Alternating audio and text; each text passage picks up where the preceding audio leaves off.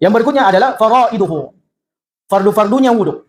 Dan dijelaskan oleh para ulama, fardu wudu ini kalau kita tidak sempurnakan dan tidak melakukannya dengan baik, maka batal wudu yang kita lakukan. Nah, ini pelajaran buat kita semuanya, jangan pernah meremehkan ibadah yang kita lakukan kepada Allah. Karena boleh jadi dengan peremehan yang kita lakukan, ibadah yang kita lakukan tidak diterima oleh Allah Subhanahu wa taala.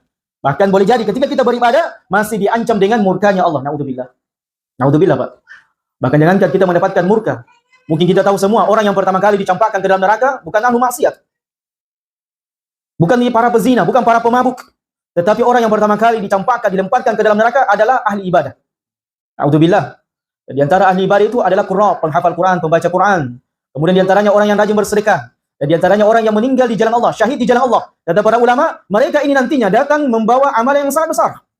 Mereka adalah orang-orang yang melakukan ibadah yang sangat besar, pahalanya di sisi Allah. Tetapi kenapa mereka dilemparkan ke dalam neraka? Karena niat mereka rusak.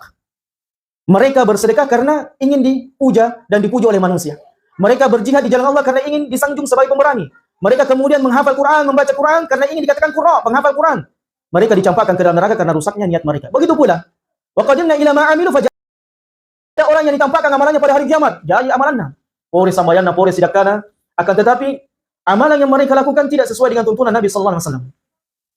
Ya, makanya Bapak Ibu, sunnah ini adalah sebuah perkara penting ketika kita beribadah kepada Allah. Tanpa sunnah yang kita kerjakan, bagaimana wudunya Nabi, bagaimana salatnya Nabi sallallahu alaihi wasallam, bagaimana hajinya Nabi sallallahu alaihi wasallam, maka semua ibadah yang kita lakukan tidak diterima oleh Allah. Jadi kalau hanya sekedar niat tidak cukup. Harus ada bagaimana tuntunannya dari Nabi sallallahu alaihi wasallam.